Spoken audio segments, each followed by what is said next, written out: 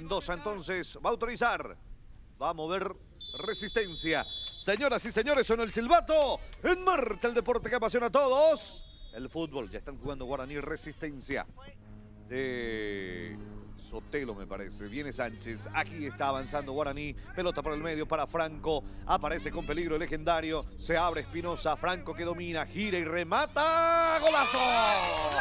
¡Gol! De Guaraní encontró la luz. ¡Qué golazo! Luz Franco. A la autorización. Mendoza con el centro. Marca en el fondo Benítez. Insiste Resistencia. Pelota que se desvía. Atención, el empate está. Pelota al travesaño. El disparo de Silva. Pelota al travesaño. Y es gol. ¡Gol!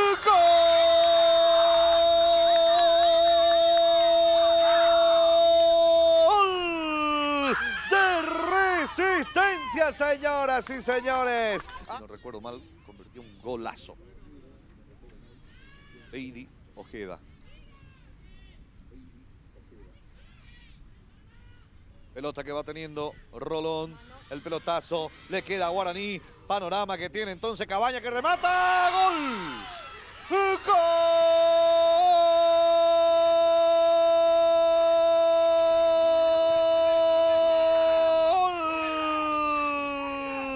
De Guaraní. Guaraní, señoras y señores.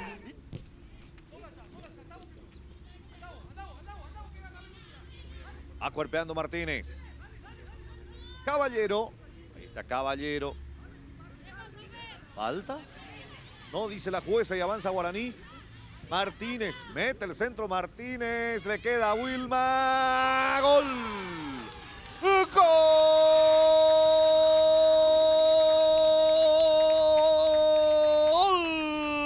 De Guaraní. Guaraní. Ya sea Olimpia, ya sea Libertad Limpeño o ya sea a Cerro Porteño. Pero tiene altas chances el conjunto aurinegro y esto es lo último. Y va Mora. Marca en el fondo, señoras y señores.